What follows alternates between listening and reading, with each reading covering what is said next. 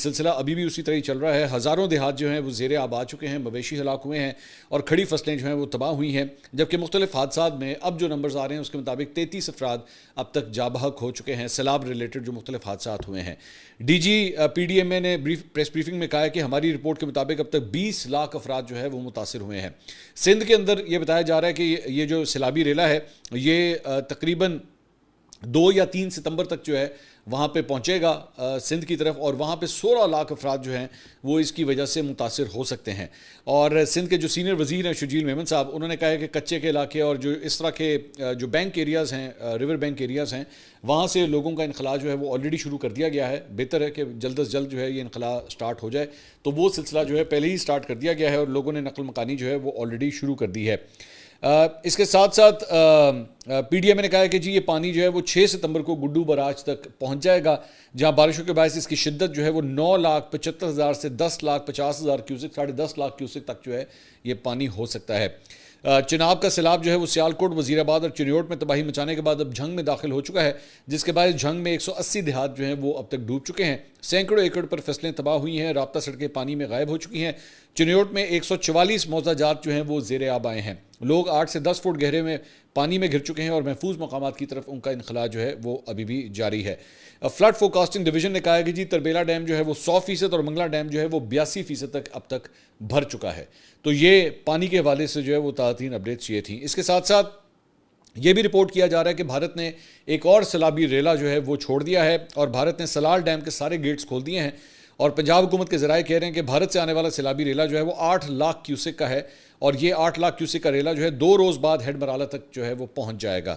گجرانوالہ میں ضلعی انتظامیہ کا کہنا ہے کہ آنے والے سیلابی ریلے کی اطلاع ابھی ملی ہے. دریائے چناب سے ملحقہ علاقوں میں اعلانات کروا رہے ہیں. ممکنہ سیلابی ریلے سے نمٹنے کے لیے تیاریاں شروع کر دی گئی ہیں. تو ابھی جو آفت آئی ہوئی ہے یہ بھی ختم نہیں ہوئی, اس کا ایک اور ورژن جو ہے وہ سامنے آنے والا ہے.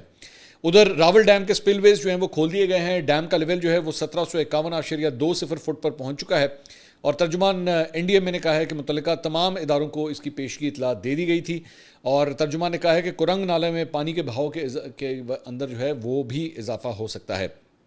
اس کے ساتھ ساتھ وزیر اعلیٰ مریم نواز جو ہیں وہ قصور ڈی پی ایس میں قائم فلڈ ریلیف کیمپ پہنچی کل جہاں انہوں نے سیلاب متاثرین سے بات چیت کی, عارضی ہسپتال میں مریضوں کی عیادت کی, جبکہ کیمپ میں مقیم بچوں سے اظہار شفقت کیا. وزیر اعلیٰ پنجاب کو بریفنگ میں بتایا گیا کہ سیلاب کی وجہ سے قصور کے 29 گاؤں جو ہے متاثر ہوئے ہیں. 18,300 لوگوں کا یہاں پہ انخلاء کیا گیا ہے. مریم نواز صاحبہ کے یہ جو دورہ ہے اس کے اوپر پاکستان تحریک انصاف نے ایک ٹویٹ کیا, وہ میں آپ کے ساتھ شیئر کرنا چاہوں گا. انہوں نے کہا اس ٹک ٹاکر ذاتی تشہیر کی بھوکی وزیر اعلیٰ میں نہ کوئی شرم ہویا ہے نہ احساس. سیلاب متاثرین کی امداد کے لیے پہلی شرط راشن بیگ پر تھیف منسٹر کا بوتھا چھپا ہونا چاہیے. تاریخ میں ایسا گھٹیا پن نہیں دیکھا. ایک طرف سیلاب متاثرین کے نام پر امداد اکٹھی کی جا رہی ہے, تو دوسری طرف ذاتی تشہیر کے لیے کروڑوں روپے لگا کر مریم نواز کی تصاویر والے ڈبے چھپائے جا رہے ہیں. تو پہلی بات تو آئی آلویز سے کہ لینگویج جو ہے نا برائے مہربانی اس کا دھیان رکھا کریں. یہ جو آپ لوگوں کی زبان کے اندر شہباز گل افیکٹ جو ہے نا, خدا کے لیے اس کو ختم کریں, اس کا کوئی فائدہ نہیں ہے. آپ تنقید کریں, بالکل مریم نواز کے اوپر آپ تنقید کرنا چاہتے ہیں, آپ 100 دفعہ کریں, لیکن یہ بوتھا اور یہ thief minister get out of this. میں یہ جو نیم کالنگ والی حرکتیں ہیں نا, میری سمجھ سے باہر ہے, یہ کب آپ لوگوں کے اندر سے جائیں گی. آپ ویسے تنقید کریں, 100 دفعہ کریں. اب کیا ہوگا جب انہوں نے یہ تنقید کی, جو کہ میں تو خود سمجھتا ہوں کہ ذاتی تشہیر نہیں ہونی چاہیے, اور مریم نواز کو اگر آپ نے پن پوائنٹ کرنا ہے آپ بالکل کیجئے, ہونا چاہیے ایسا.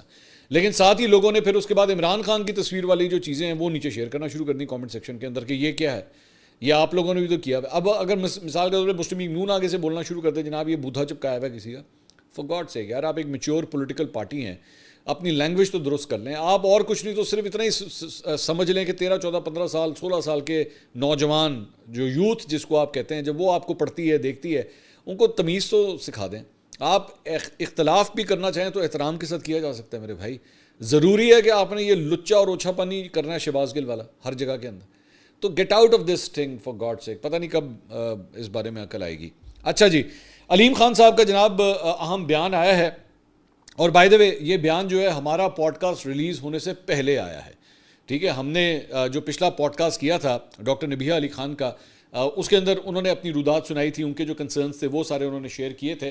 علیم خان صاحب کا جو بیان ہے یہ اس سے پہلے آیا ہے. سو آئی ایم پریٹی شیور کہ ان کے جو بھی کامنٹس ہیں وہ ہم سے کم از کم ریلیٹڈ نہیں ہے، لیکن سوشل میڈیا کے اوپر جو ہے وہ کافی بیشنگ ہو رہی ہے اس وقت پاک ویو کی اور علیم خان صاحب کی، تو یہ ان کو ایڈریس کرنے کے لیے تھا. بائی دا وے میں اپنے اس پوڈ کاسٹ کے اندر بھی ہم نے یہ کہا تھا کہ اگر پاک ویو کی جانب سے اگر کوئی آنا چاہتا ہے اور آ کے اپنا پوائنٹ آف ویو دینا چاہتا ہے تو ہمارا پلیٹ فارم ان کے لیے حاضر ہے. تو ہماری کوشش ہوگی کہ اگلے 24 گھنٹے کے اندر اندر انشاءاللہ ہم پاک ویو کی جانب سے کوئی جو نمائندہ اگر آتا ہے تو ہم ان کو ضرور اپنے ساتھ جو ہے وہ انٹرویو کے لیے بٹھائیں. اور اگر آپ کے بھی کوئی کویشچنز ہوں گے تو پلیز اسے نیچے کامنٹ سیکشن میں ضرور یہاں پہ شیئر کیجیے گا. البتہ علیم خان صاحب نے جو بات کی ہے، انہوں نے کہا جو پوڈ کاسٹ کے ذریعے ڈس انفارمیشن پھیلا رہے ہیں ان کو جواب دینا چاہتا ہوں. میرے خیال میں وہ ولاگ کہنا چاہ رہے ہوں گے، پوڈ کاسٹ کا لفظ استعمال کر رہے ہیں. انہوں نے کہا پاک ویو سوسائٹی 2006 میں بنی تھی، 2010 میں یہ سوسائٹی میں نے بینک سے خریدی. 15 سال تک یہ منصوبہ بہت اچھا رہا. پہلے یہ سوسائٹی ایل ڈی اے کے انڈر تھی، اب روڈا کے پاس چلی گئی ہے. پاک ویو میں کوئی سرکاری زمین نہیں ہے، اس کو مقامی لوگوں سے میں نے پوری رقم ادا کر کے خریدا ہے. روڈا نے ہم سے فیس بھی چارج کی، ہم اربوں روپے روڈا کو دے چکے ہیں اور 1 روپے کا کام نہیں کیا. جب روڈا بنی تو یہ براؤن تھی، یہ گرین نہیں تھی. ہم نے کون سا غلط کام کیا ہے؟ کچھ پوڈ کاسٹرز نے، بلاگرز کہنا چاہ رہے ہیں، کچھ پوڈ کاسٹرز نے میرے حوالے سے بات کر کے پیسے تو بنا لیے لیکن حقائق نہیں بتائے، معلومات پہلے لے لیتے اور پوڈ کاسٹ بعد میں کرتے. میرے اوپر نہ پچھلی حکومت نے کوئی احسان کیا نہ موجودہ حکومت نے. اس سوسائٹی میں میرے والدین کی قبریں ہیں، یہ مجھے بہت عزیز ہیں. تو علیم خان صاحب کا بھی جو بیان تھا، ظاہری بات ہے ایک صحافی ہونے کے ناطے ہم ہمیشہ یہ بات کہتے ہیں کہ دونوں سائڈز کی بات جو ہے وہ ضرور سننی چاہیے. بیلنس اور نیوٹرل رپورٹنگ جو ہے اسی کو کہتے ہیں، اور اسی لیے ضروری ہے کہ علیم خان صاحب نے جو کچھ کہا ہے وہ بھی ہم آپ کے ساتھ شیئر کریں. البتہ ایک اور جو پریشانی سامنے آئی ہے وہ ہے جناب علی اعجاز بٹر صاحب ہیں.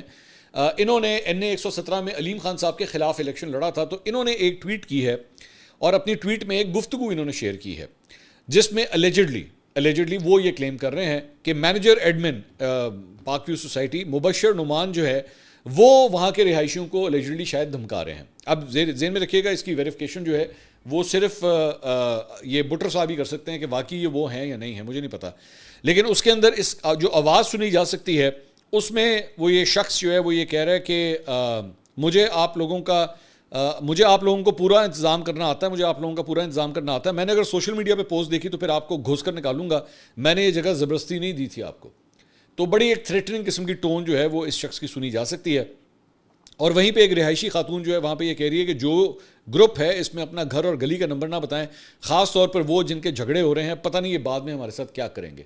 تو ظاہری بات ہے جو لوگ وہاں پہ موجود ہیں وہ اس وقت غصے میں بھی ہیں، وہ اس وقت غم میں بھی ہیں، پریشان ہیں. ظاہری بات ہے آپ کی زندگی بھر کی جمع پونجی اگر اس طرح پانی کی نظر ہو جائے اور اس کا بیڑا غرق ہو جائے تو لوگوں کا کنسرن تو ہوگا. تو اس کی وجہ سے اس وقت میرے خیال میں ان کے ساتھ پیار سے بات کرنی چاہیے، ان سے کوئی لڑائی جھگڑا جو ہے اس طرح کی حرکتیں نہیں کرنی چاہیے. اچھا جی، اس کے علاوہ ایک اور جو ڈیولپمنٹ ہوئی ہے، کل بڑی ایک انٹرسٹنگ بات ہوئی کہ اب مجھے نہیں پتا کہ یہ سیاست ہو رہی ہے، انٹر پارٹی سیاست ہو رہی ہے یا کیا چکر ہے، لیکن پہلے یہ خبر آئی کہ جناب عظمہ بخاری صاحبہ جو ہیں وہ کل یعنی کہ اتوار والے دن جو ہے وہ پریس کانفرنس کرنے جا رہی ہیں 11 بجے. یہ بڑی انٹرسٹنگ کہانی ہے، ذرا غور سے سنیے گا کہ یہ 11 بجے پریس کانفرنس کرنے جا رہی ہیں. بعد میں اس کے بعد مریم اورنگزیب صاحبہ کی ٹیم کی جانب سے میسج آیا کہ جناب مریم اورنگزیب صاحبہ 10 بجے پریس کانفرنس کرنے جا رہی ہیں. تو جب یہ خبریں آئیں تو ہم لوگ بڑا حیران ہوئے کہ عظمہ بخاری صاحبہ 11 بجے کر رہی ہیں، یہ 10 بجے کر رہی ہیں، یہ کیا چکر ہے؟ اور ایک ہی ٹاپک کے اوپر یعنی کہ فلڈز کے اوپر دونوں جو ہے وہ پریس کانفرنس کرنے جا رہی ہیں. تو مریم اورنگزیب نے اس کے بعد پریس کانفرنس کر دی. بعد میں عظمہ بخاری صاحبہ کی ٹیم کی جانب سے میسج آیا کہ جی ان کی طبیعت ٹھیک نہیں ہے اور اب وہ پریس کانفرنس نہیں کریں گی، اور انہوں نے صرف ایک بیان جاری کر دیا ہے اور سیلاب سے متعلق. تو نون لیگ کے اندر جو ہے وہ کبوتر اندر سے یہ خبریں دیتے رہتے ہیں، مجھے نہیں پتا کس حد تک اتھینٹک ہے یا نہیں ہے، کہ دونوں خواتین کی کچھ چیزوں کے اوپر جو ہے وہ شاید فرکشن پوائنٹس موجود ہیں. میں ابھی اس کو صرف فرکشن پوائنٹ کی حد تک ہی کہوں گا، میں یہ نہیں کہوں گا کہ کوئی آل آؤٹ وار ہو رہی ہے یا کوئی ایسی بات ہے.